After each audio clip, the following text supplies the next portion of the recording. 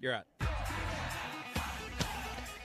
How's it going, everybody? Bryan Alvarez here on Wrestling Observer Live. We're here every day, Monday through Friday, noon Pacific, 3 Eastern, Sunday, 3 Pacific, 6 Eastern. Well, it's Friday here on this show. We got a lot to talk about. SmackDown is tonight. We've got some AEW ratings, and there's an NXT 2.0 coming up next week. We're going to have some matches, and Raw's Monday. I think Triple Mania's coming up. Jeff Hardy. And oh yeah, Vince has stepped down as the chairman and CEO of WWE to be replaced by Stephanie McMahon. I can't even say it with a straight face. My God. Bro, if this guy could write storylines like the real life storyline that's going on right now, holy smokes. So you guys haven't heard, which I'm sure you have, allegations against Vince McMahon. Vince McMahon stepping down. Stephanie McMahon took a leave of absence. And then, as we've been talking about, in a totally bizarre turn of events, she stepped down. They started hiring people to do her job. And then, first privately were telling people that Stephanie sucked at her job. They buried her privately. And then there was a public story where they talked about how Stephanie wasn't good at her job. They buried her. And now she is back as the new chairman and CEO of WWE. And Vince McMahon is going to continue doing his job, with the exception of his chairman and CEO duty. He's still writing all the shows and everything. Still tearing up scripts, brother. And he's going to appear on SmackDown tonight. And there's a lot that's been said about this, but we'll tell you about it and more after the break. Dave Meltzer joins us in the second segment. Sempervive coming up next, Observer Live.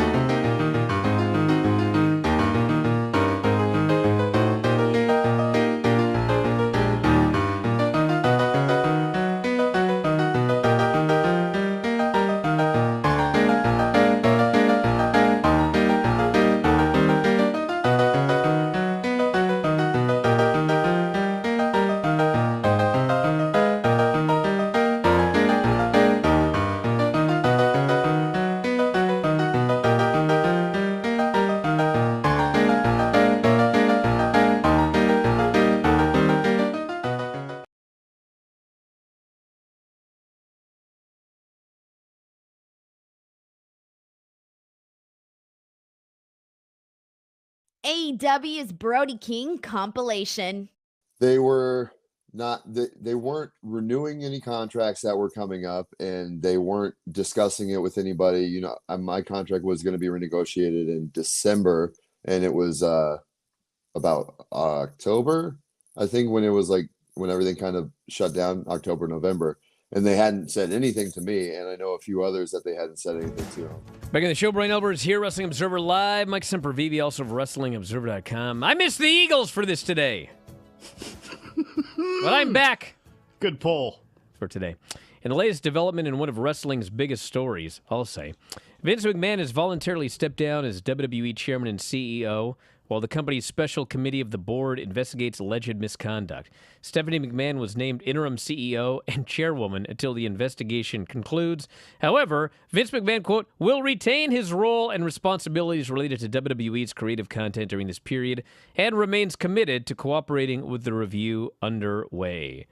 Stephanie tweeted she will be returning from her leave of absence, assuming the role of interim chairman and CEO. I love our company, excited to work with Nick Khan, etc.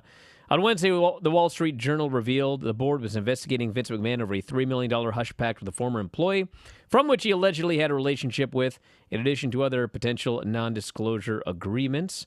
They announced a special committee had been created to investigate these allegations into alleged misconduct by Vince and John Laurinaitis, head of talent relations. By the way, as of today, nothing on John Laurinaitis. Nothing. Zero zilch. Meaning he hasn't been fired. Trying to figure out what that means. The special committee has appointed Stephanie to serve as interim CEO and interim chairwoman. So then we find out today that Vince is going to be on SmackDown tonight. Now, a lot has been said about Vince McMahon appearing on SmackDown tonight. The release from WWE referred to him as Mr. McMahon, which of course is his character. I believe it might have been MSNBC or something had reported that he would be doing a, quote, in-character interview on the show tonight. Obviously, everybody is expecting he's going to come out in front of the crowd. I think it would be much wiser for him to do a pre-tape, because I've seen live Vince McMahon, and it would be a much better idea for him to do a pre-tape. But listen, when SmackDown airs, we'll find out what happened. Until then, it's Vince, dude. He can change his mind. It is the idea of Vince McMahon coming out in character to do a segment live on SmackDown tonight is a level of madness that I cannot even begin to comprehend. I would presume, and I shouldn't presume this because the guy is like, he's nuts, but I would presume that you should just do a pre-tape deal and say basically what they said in the press release. I am stepping down. I respect the board. Whatever they determine is whatever they determine. Enjoy the show tonight. Him coming out live, doing his strut, having all of the fans. I had somebody the other day go, oh, no matter what happens, Vince can never appear in front of the fans again. I was like, what planet do you live on? This dude comes out strutting tonight. They're all going to go like this. They're all going to cheer. You all know this. So we'll see what happens here tonight. But as far as like what all of this means, I mean, Vince, he's stepping down, but still doing everything that he was doing on a daily basis. He's still writing the shows. He's still tearing up scripts. It is beyond fascinating that Stephanie McMahon took her, quote, leave of absence. They buried her first privately and then later publicly. And now here she is back as the new chairwoman and CEO of WWE. You can't write stuff this good. And why they buried her, how all of this ties in. I know everyone has 1,000 theories, and we don't know anything, okay? We don't know anything. You can come up with any conspiracy theory that you want. The only other thing that I will say is that they have made it clear that there have been other non-disclosure agreements. And they mentioned Vince McMahon, and they mentioned John Laurinaitis, okay? The investigation is ongoing. the big question and the next hammer that could fall is if there are other non-disclosure agreements involving other people. And I'm not saying that there are, but I am saying that I wouldn't be surprised. Nor, honestly, is this like something that anybody listening to this would probably be surprised by. But this investigation is ongoing, and I expect that there will be more that will come out. And I think that when that happens, then we can talk about it. But until then, there's a lot of speculation. You know, fans have been asking a lot of questions. I apologize for the other night on Observer Radio when I got very angry because one of the questions was, where will everything be in a year? Bro, dude, Wednesday night, where will everything be in a year? Dude, nobody would have predicted in 2 days Stephanie McMahon was going to be the chairwoman and the CEO of WWE. Nobody. So I can sit here and I could say, well, maybe this and maybe that and da-da-da. Bro, we don't know nothing other than what has come out. If you want to ask, like, you know, what have the wrestlers been told? The wrestlers have been told virtually nothing. The wrestlers know what you know right now. They haven't given him any other whatever. Pat McAfee, I think, did a thing today. And he's totally in the dark. It's a shoot. Everybody's in the dark. Nobody knows anything. So, yeah, that's the update as of right now. For those guys who want a breaking news audio, I mean, there's nothing to break except what's out. Everything else is speculation. You know, why was Stephanie buried? I don't know. There's a lot we don't know. So I think a better question is kind of who, you know, and because Claudine Lillian was leaving around the same time, and they were very unhappy, obviously, with her performance. She had only been there, a year. And she kind of fell into some of the things that Stephanie was doing as far as merchandising and branding and content pushing and all that sort of stuff. So probably something I'll ask Dave, because that's interesting to me. Was it somebody from the board? Obviously, because talk about who sent this email? No, not who sent the email. Who actually was doing the burying of Stephanie McMahon? Oh, well. Because I mean, I know, but I mean, it's not like. Well, who is it? It's not somebody that. I mean, I know everyone's going to be really mad at me, but it's not my thing. It's not my place to say this. Is it somebody on the board? Is it somebody? I don't believe it was somebody on the board. But and listen, that's only the one that I heard about. I don't know who they had. I know that they were getting the word out privately first that she sucked at her job. Well, then the story came out where they publicly said that she sucked at her job. But I don't. Well, they said it was. They said it a lot softer than that, and that's why. And the fact that Vince or nobody pushed back at all once that Business Insider thing came out at the beginning of the month. You know, that's why I was curious as to who it was, because obviously it feels like it was rubber stamped, obviously, by Vince, but I was wondering if it came from the board, if it came from who it actually came from, and how heavy was that burial behind the scenes, because obviously we see where she's at today. You could ask Andrew Zarian. He's talked about it a lot, and he was directly told. And, you know, I'm not sure, and I think it's pretty clear, actually, with Stephanie in charge right now. I don't think that one had anything to do with the other. These are two separate stories that are now connected in a completely bizarre way. The best theory that I've heard, which, you know, I think it's nuts, but the best theory that I've heard is Stephanie was going to step away, and they were concerned that news of her departure would cause like this big, you know, stock market crash or stock crash. Which and is so, silly. So the idea was, well, if we bury her and say she sucked and that we're replacing her with people who are better, then the stock won't tank. And honestly, that's like the best theory that I've heard. But even that, it's like, well, then you'd have to like clear this with Stephanie. Stephanie, listen, we're concerned about the stock falling. And so we want to publicly tell everyone that you suck. Are you okay with that? Which, you know, given how much money she has tied up in stock, she might be like, yeah, save my stock.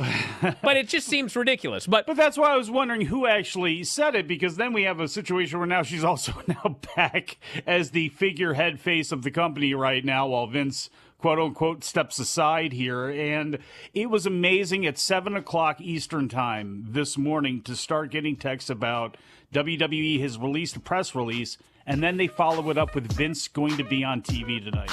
Amazing. Well, let's talk to Dave about it after the break. Observer Live.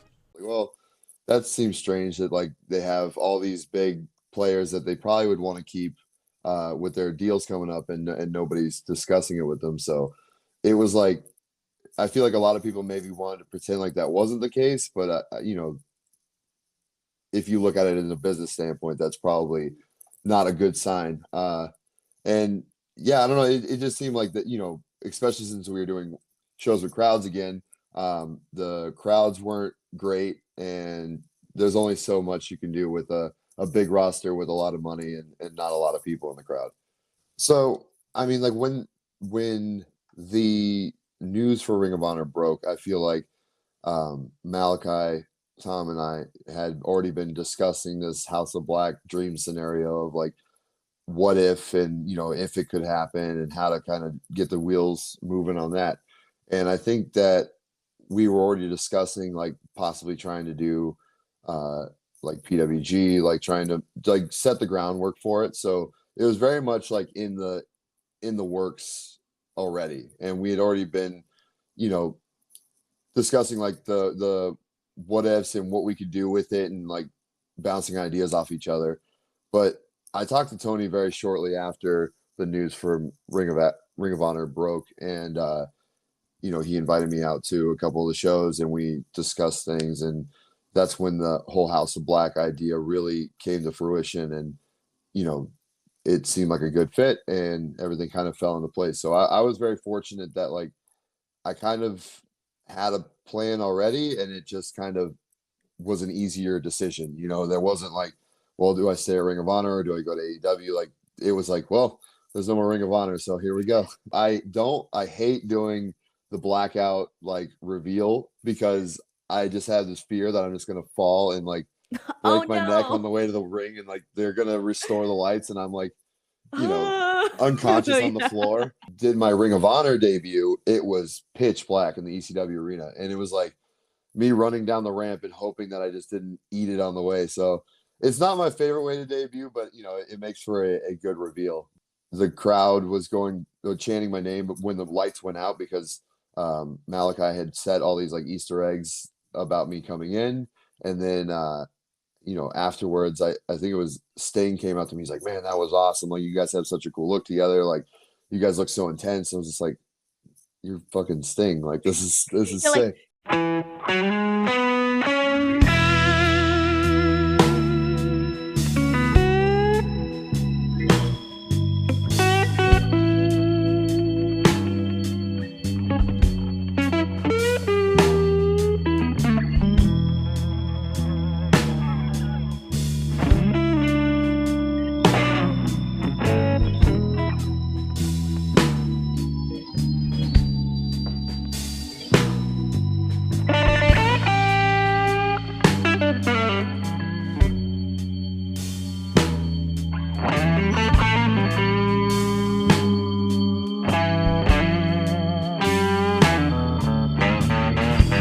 Back in the show, Bryan Alvarez here, Wrestling Observer Live. Mike Sempervive, Dave Meltzer, who will be on CNN, 2 Pacific, 5 Eastern today, talking about this story. And if you're a subscriber to WrestlingObserver.com, Dave and Garrett are going to be up tonight with tons more. So we obviously can't cover everything here, but subscribers can check that out later on tonight. And Dave, Vince has stepped down as chairman and CEO, replaced by Stephanie McMahon. And Vince appearing on SmackDown tonight in some form or fashion. What do we know? What do you know? Well, I mean, I think it's a cosmetic change. I mean, the fact that he's still running creative, I think, this is just a repeat of what happened when he was in trouble decades ago. Yes. And Linda all of a sudden was president, and so it's like that's kind of how he does things when this type of stuff happens. So I don't really, I mean, it's gotten a lot of headlines, but I don't know that it's significant. The fact that it's Stephanie tells me also that it's a cosmetic change, because she was gone. It is a surprise, though. They went from burying her 2 weeks ago or a week and a half ago to making her CEO. It's a crazy world that we live in. It sure is a crazy world that we live in. So, yes, Stephanie McMahon, who was privately and publicly buried as being bad at her job. I mean, how do you just, if people ask, explain that, well, she was bad at that job, but she'll do excellent at this job? Well, I don't think anyone, again, if Vince is running the company, I don't think that, and Stephanie is, it's like when, if somebody else was put in the interim CEO position, I would take it seriously. And it's not that I don't take Stephanie seriously, because obviously I do, but I think this is very clearly, it's very clearly Vince is still running the company, but they're looking like they're trying to make changes. But, the interesting thing is that going forward, how this story, eventually turns out, that's the really interesting one. And again, Stephanie's made interim CEO. That's very, that wording alone kind of tells you that it's like the idea is that it's just because there is an investigation going on. They, with the board of directors, that Vince probably shouldn't be the head of the board of directors while an investigation by the board of directors is going on. So I think that's the thing. And the fact that Stephanie got it tells you that Vince is still in control. Now, the other question is that this story comes out. Vince steps down today, and I have heard nothing about John Laurinaitis. Is he just showing up at SmackDown and doing his job? And I mean, it seems I don't know if he's in Minneapolis or not. That was the big question. Like this morning, that everybody had was, okay, we know Vince is coming. Is John Laurinaitis coming? And I have not heard yet if he's there. So this Vince appearance tonight, we've heard a lot of different things. The WWE, their own announcement said that he would be there live, which of course sounds like he will be in front of the crowd. I think it would be a horrible idea. I think MSNBC was claiming it would be, quote, in character. That would be a horrible idea, too. That sounds even worse. Yep. So, I mean, we're not going to know until the show goes in the air exactly what he's going to do. But, I personally, when I heard he was going to be on the show, I'm anticipating, like, the show opens with a short video statement basically saying what they said in the press release. He can't possibly be thinking of doing something. But they announced him as Mr. McMahon. That was the thing. They made very certain to say that, including a strong picture of him up there. So yeah. It's amazing. I mean, it feels to me like it's a ratings ploy as opposed to of course it is. Yes. Yeah, as opposed to like some explanation. So as a ratings ploy, they're going to do something to try and build, ratings and stuff off of this in some way. So that makes it. I mean, I don't want to say I give them credit, but it is something to show. I mean, it does show how desperate they are for ratings, and they've always been. That they would take a situation like this and try to twist it for ratings. I mean, because that is But that is totally Vince's wheelhouse. Well, look, we've seen examples of that for decades, too. Yeah, of course. It's not a surprise. Now, we, again, will not know until SmackDown is over, but, there's been a lot of talk about, we do have a Riddle match with Roman Reigns tonight. Randy Orton may be out for a while, so he may be off the books for the summer. Obviously, they're going to want to have people talking about something else. I mean, it seems like a nothing part of the story, but is it possible Riddle actually wins that title tonight to try to shift? I mean, it was like, I'd say 99% no yesterday, but today, sure. I mean, I could see that. I mean, I'm sure all plans that they had before are out the window. And yeah, I'm sure I don't know, but would it be possible? Yeah, I could see it being possible. Trying to, especially with the mentality that, we'll probably have more people watching this show than ever before. They were going to do a big angle tonight anyway, so they may do a different big angle tonight. Tell everybody the history of the last time Vince, quote, stepped down, but actually, I mean, he was replaced, but it meant nothing. Well, Linda McMahon was president of the company when, Vince...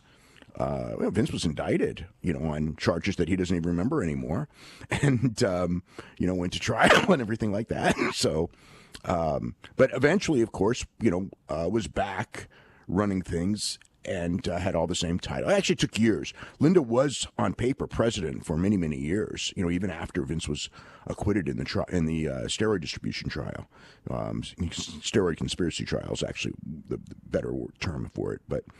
So, yeah, I mean it's again the MO. I mean, Linda's not coming back to be CEO, so Stephanie's the one. So there you go. It's basically a repeat. You know, the crux of this issue seems to be the amount of money that this person was paid originally, which was $100,000 a year, and then being bumped to $200,000 a year, allegedly as a result of this this affair with Vince. Yeah, so that's a real smoking gun. That's that's the one. If something's going to get him, that's the one that's going to get him. Now, the impression that I was given is that the job that she was doing, it is rare to make $100,000 a year, and it is exceedingly rare to make $200,000 a year. I mean, if you look at the structure of WWE and what other people are making, I mean, would this be unusual in WWE to pay someone even $100,000 for this job? The 100 is not unusual at all. The 100's probably about right. The 200's unusual, yes. Okay. Yes. So, yeah. But it wouldn't be out of the ordinary for someone who somewhere else might only make $60,000 a year. In WWE to do that job, it would not be unusual to perhaps make $100,000 a year. Yeah, no, the 100,000 is not unusual at all for the position she was hired in. The 200 would be on the high end for sure. Yes. Yes, which it was a different position. She was John Laurinaitis' assistant, but 200 would be pretty high for that position. Yeah. What have you heard? Would it matter? Yes. Would it matter if she got that raise while she was being moved to Johnny Ace's position? Because obviously there's a claim coming from that email that she was, quote, passed like a toy, which, again, depending on how sinister that line really is, you know. What is that line? What does that line mean? What does that mean? And it's like, were you transferred with a raise with the expectation of something? Were you, that's the timing of the raise. Will that actually matter? I think the timing of the raise. I think the timing of the raise matters a whole hell of a lot. Yes, especially since it was in I believe it was in April 2021, which was at the same time they were cutting costs left and right. Not that somebody doesn't get a raise, but then again, didn't they go through that period where all raises were frozen? They did have that period, but I mean, yeah, and I don't know if that's April 2021 or not. I'd have to remember. My concern with the whole thing is that it's basically going to come down to, can you prove that the raise was given because of the sexual relationship? Because Vince is going to argue, we just gave her a raise. We give people raises all the time. That's what I'm wondering, yeah. Yeah, but if there is a sexual relationship and she had the raise, even if you try to justify it and saying she was gotten the raise anyway, there's no way. That's a terrible, terrible look. That's the one when I read it, it's like, and then, look, they're going to do everything they can to try to do exactly what you said, but that's just a terrible look. And has there been anything from McDivitt over the last couple of days? Because usually he's on top of things. I have not heard from Jerry McDivitt since this thing started, which would be in a situation like this highly unusual. Yes, not shocking, but unusual. A lot of people have, speculated on, lots of different things in fantasy. Book the McMahons out of the picture. Vince, what if they take it over from all that stuff? I mean, have you actually had to? What does happen though? If Vince, well, that's what I was wondering. Have you even had time to think about the fact that there's been a McMahon promoting in-ring sports since like 1915, and what actually then happens after that? When it comes to McMahon in charge. If Stephanie is gone, then that might end. Yeah, that because streak. Here's the thing: if Vince gets forced out, at what point do other people on that board who don't have as much of an interest in this and looking at it from a financial that go, I want to push all these McMahons out. We've got to move this thing forward. And then again, I know they have all that voting stock, and there's a lot of things that would need to drop and happen. But if they're able to actually then physically force Vince out of that picture, that would eventually force everybody out, would it not? It could. But I mean, like, the only one we're talking about is Stephanie. It's like, and the fact that Hunter, he's never going to be like, well, he's still on the board too, but on the board, yeah, at least for now. His position becomes interesting too. I don't consider him. I mean, I guess he's a member of the McMahon family. He doesn't have the last name McMahon, but yeah. I mean, he's lost a lot of power in the last year, and he's got a health issue. I don't, yet. Well, Dave, actually, I hate to say this, but we gotta go. We got to head to a break. Back in a moment, everybody. We'll plug the Observer after the break. Observer Live.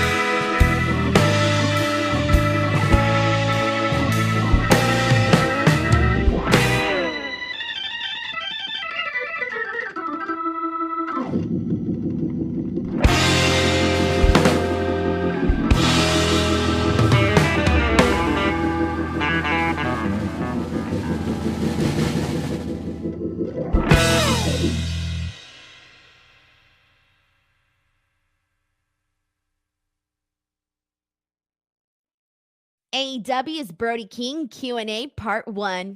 Question number 1. What would you consider the craziest thing you've ever done?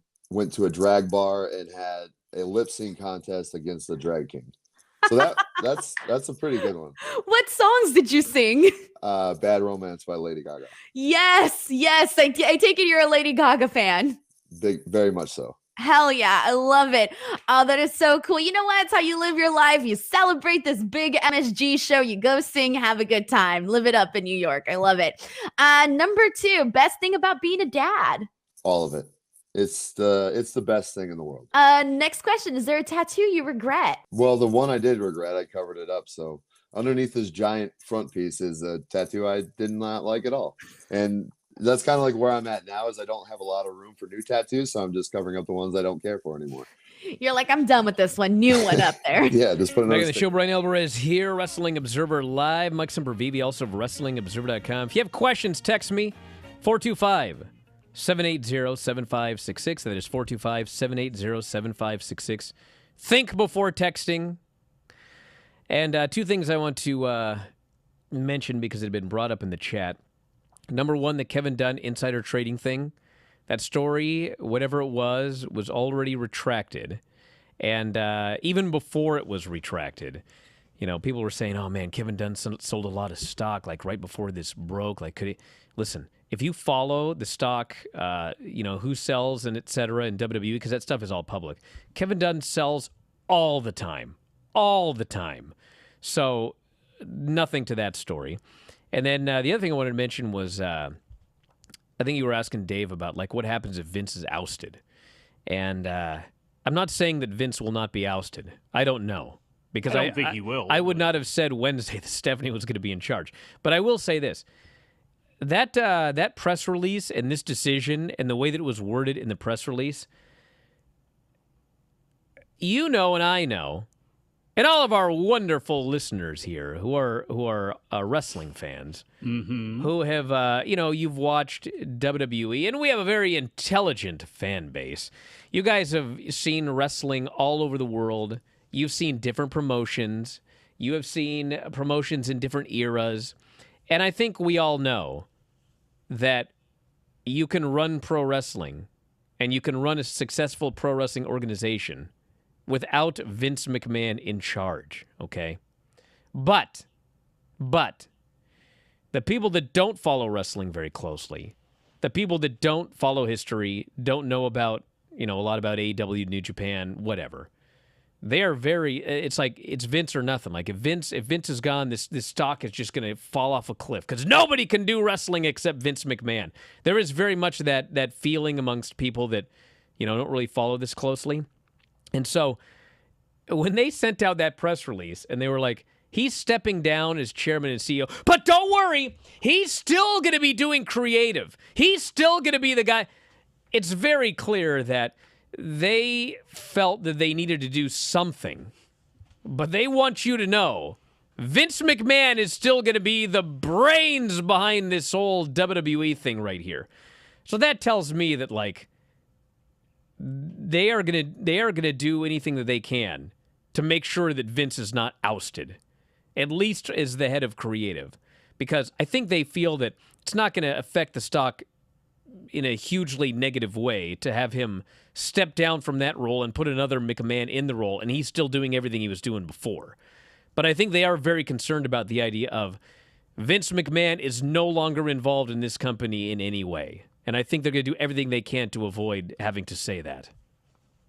Yeah, well, as the pendulum swings and Vince gets older, and we look at what Nick Khan has done for this company, and that maybe starts to become a talking point with those in WWE who obviously, and look, I'm not saying that Nick Khan is like trying to push Vince out or anything, but when you look at the deals that WWE has, it's because of what Nick Khan negotiated for him. And he can be in charge now. And as time goes on, it is becoming it's becoming a lot easier to believe that company, and you start looking at it, it's like, can it go on without a McMahon there? And it's like, it's going to. At some point, it's probably going to have to. And from a corporate point of view, with the Nick Khans, with people like that, it's interesting to see the way things are going to go and if this accelerates anything at all, internally. And there's a long way to go when it comes to this whole case anyway. And I'm sure the Wall Street Journal is going to have more about it, and we'll have to see what the independent investigation is and everything. And, I said yesterday, I think Vince, the way things look on the surface, is going to probably beat this out. I'm not so sure about Johnny Ace, who, from the time he got back there were feelings. And, we'll see how many of those feelings have to do with past relationships once these NDAs come out. And that's, unfortunately, what's getting forgotten about in this, too, are people trying to now dox this woman, who has signed this NDA and who, again, how she feels about this and all that, and anybody else that's now going to have to suffer with this as news of these NDAs. Again, if more things start leaking out from this board investigation, people are going to take it upon themselves to try to find out who these people were, and it's unfortunate for them. This person here says, I just wanted to remind you of my text from yesterday about Jeff Jarrett potentially taking over creative if Vince really had to go away. And hey, listen, I mean, Bruce Pritchard is, he's had a lot of health issues. And I think they said he just underwent emergency surgery. And I don't know if that's related because he had a shoulder issue as well. And he was going to have surgery for that. I'm not sure if this is the same or different. I would think that if you knew that you had a shoulder problem and you knew that you were going to have surgery for it, you wouldn't have an emergency surgery. So it could be something different. But one way or the other, I mean, I don't think it's going to be him. Triple H, I don't think it's going to be him. And, you are starting to fall down towards a Jeff Jarrett. I would obviously, choose Paul Heyman before Jeff Jarrett. But I don't know what. Well, it also depends on who's This is left all- at the time that this would break down and happen. And you know, I want to mention something else because this also was mentioned a lot on the board about Hunter. And, he can't wrestle anymore, but somebody actually used the term like, he could do normal person stuff. And it's like, wait, what? WWE is normal person stuff? Where have you been, dude? What? There's not one person. I bet you anything. I bet you couldn't find one person of the 500 employees and 200 wrestlers or whatever. You couldn't find one person working for WWE who would say, I live a normal life. This is a normal job. So no, this is not a normal person thing for Triple H to do creative for WWE. I do not think. Wait a second. It also comes from the top down, though. And you know that Vince doesn't sleep, and that's how he has lived his life. But, maybe Hunter's been thinking, okay. Well, that's true, but you're still. If I want to stay in this business, I'm in this position right now. How can I temper this thing? You're correct that Vince runs an insane, crazy ship, but there's 5 hours of live TV every week. I mean, a normal person's it's going to be easy, but I'm saying, like Tony Khan does 4 hours of TV every week. Tony Khan? Or 3 hours Holy of TV. smokes, if that guy had a heart issue, it would be bad. That guy runs around like a chicken with his head cut off. But Bryan, I mean, to be fair, though, like Dusty Rhodes had 6 hours in like 87. Dusty Rhodes didn't have a severe heart issue. That's my point. No, but he had Bell's palsy, which is brought on by stress, as we saw with Jim Ross, who ended up getting it twice. So actually, he was going through that at the time he was doing these things. I'm not saying that this is not a job for Triple H with a bad heart. It's not. You're right. You're right about that. Maybe. But, like, you can also do things without stressing yourself to the point of insanity. And God knows, we don't know what his real medical condition is right now. We don't know how healthy he is. And frankly, we also don't know what he really wants. He's obviously still involved there in a stressful position because just doing anything in WWE is stressful. Although that's a completely, and here's a completely other left turn on that is WWE, for right and for wrong, has been able to function in the way that it has and achieve the successes that it's had because they have such an iron claw, insane person at the top of it. Once Vince actually goes, it is going to be interesting to see how people react, how the company reacts, and just in general, what the feeling is going to be because, once you have that demon out who's got holding everything down, who in some ways that's a real negative, but in some ways to run a successful business, it can be a positive. That change from Vince to anyone is really actually going to be whenever it happens, however it happens, is going to be fascinating. Any updates on Sasha and her possibly being released? No update. I presume if it's in the works, when it happens, it'll happen. And until then, there is no update. Quick look at the other stories here today. As I mentioned on the Bryan and Vinny show last night. So here is the story involving the ladder match on Wednesday. So I was told that the Hardys originally were going to win this ladder match and become the AEW Tag Team Champions. And this idea dated back a while, okay? Then, when they had the match with the Young Bucks at the pay-per-view, Jeff had a bad day. And when the match was over, it was kind of determined, dude, these guys ain't going to tag team title run. Jeff is a total mess. And so when Jeff got pulled over with his .28 or whatever it was, and he explained that he was on his way to a brain scan. He was on his way to a brain scan because they examined Jeff Hardy afterwards. And, Jeff later claimed he didn't remember any of the match. And then I believe it came out that he'd had double vision. And apparently he'd had it for a while and he didn't tell anybody. And this is dating back before AEW. These were like issues he was having in WWE. So when they heard that, they were like, this guy's got to get a brain scan. And so once they determined that he was going to get a brain scan, he was no longer going to even be in the ladder match, much less win the titles. And so one of the ideas they discussed was, the Hardys, during their entrance, they get jumped and they're taken out of the match, and it's going to be the Jurassic Express versus the Young Bucks, and the Young Bucks end up winning the tag team titles. So that obviously didn't happen either because Jeff got a DUI and then he was off the show. Now, I had a bunch of people going, so you're telling me they were going to false advertise? They were going to advertise them for the match and then they wouldn't be in the match? Yes, that's what I'm saying. And in fact, if you don't go on social media, they actually, I mean, they didn't false advertise because they did announce it on social media. But if you only watch the television show, they on Friday were, I think it was Friday, for sure it was Wednesday, they had advertised a 3-way ladder match. And on Wednesday on TV, they just did a tag team ladder match. They never told you why the Hardys were not in the match. They never told you what happened to Jeff Hardy. They didn't explain why they were no longer in the match. So I can't say they false advertised because they did release it on social media.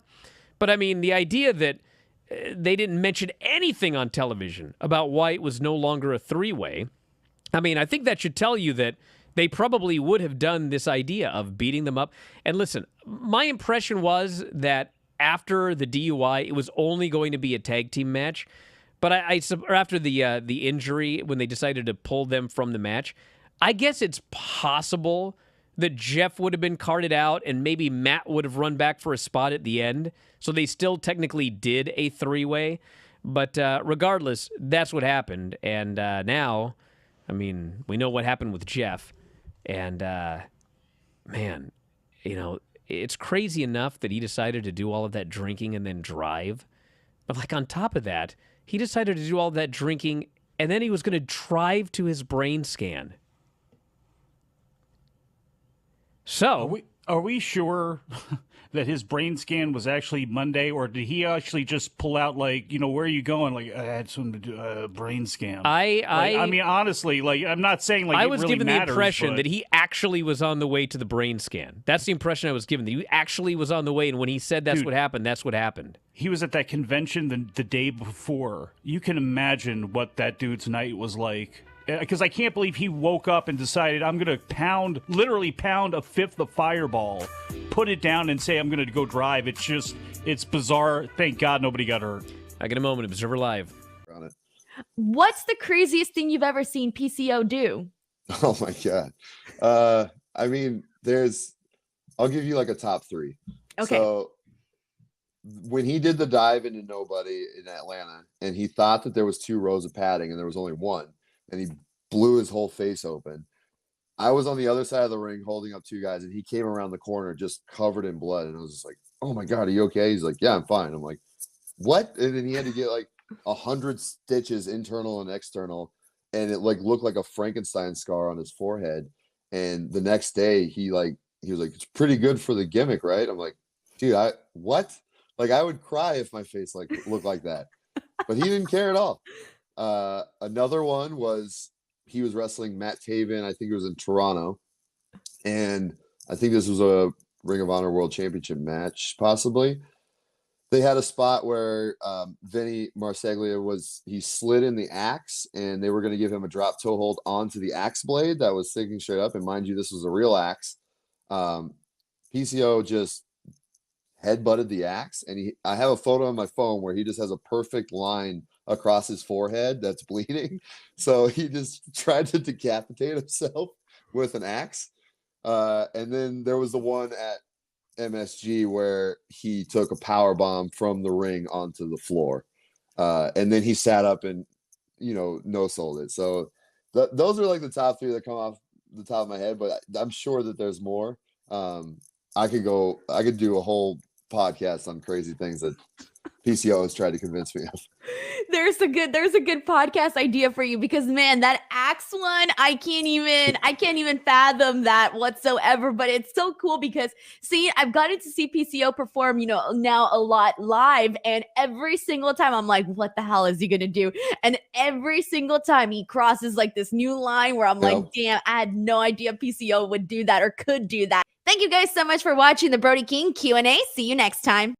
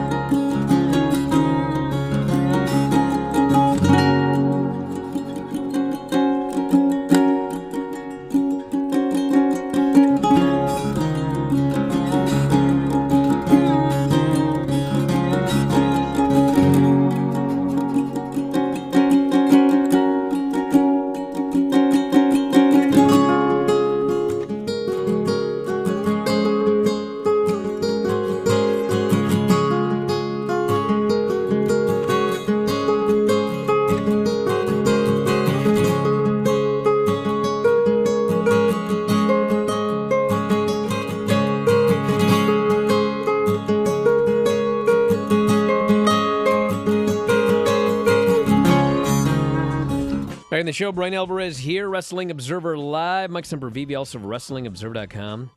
So the production meeting for SmackDown is ongoing as we speak. And as of 10 minutes ago, Vince was nowhere to be seen. So, which is not entirely unusual, but you know what's going to happen as soon as he shows up. I'm going to tear everything up. Production meeting for naught. But anyway, he's not there yet, but he's scheduled to be on the show tonight. And Dave Meltzer scheduled to be on CNN at 2 Pacific, 5 Eastern, which was a pre-tape, by the way. So they've already got that in the can, talking about this. And then Dave and Garrett later on tonight, subscribers to WrestlingObserver.com. And they'll have the latest on that show as well. Dave and I talked a lot about it on Wednesday, if you want to go up and listen to that show. Because as a subscriber to WrestlingObserver.com, you get all the shows. 13,000 archived shows. So you can go up there and listen to anything that you have missed for the low, low price of $12.99 per month. So anyway, that's that. And then also appearing today on Cameo, me, F4W Online. Because it is Father's Day weekend.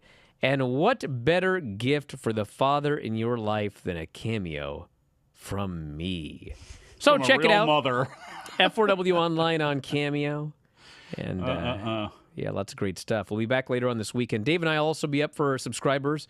WrestlingObserver.com tomorrow night. Maybe Sunday. Kind of will depend. And then Mike, I missed out on so much to come back to do this show today. So I'm not showing up Monday. This show is in your hands. I need a day off. Because I wanna live like a normal person doing this job. Normal people don't work all the time. So I'm going to be a normal person. I'm going to take Monday off, and you're in charge. So have fun with this guy, everybody. He wanted to pull a power play on Wednesday. I'm pulling a power play today. Your show Monday. Take it or leave it. We'll talk to you next time, everybody. Wrestling Observer Live.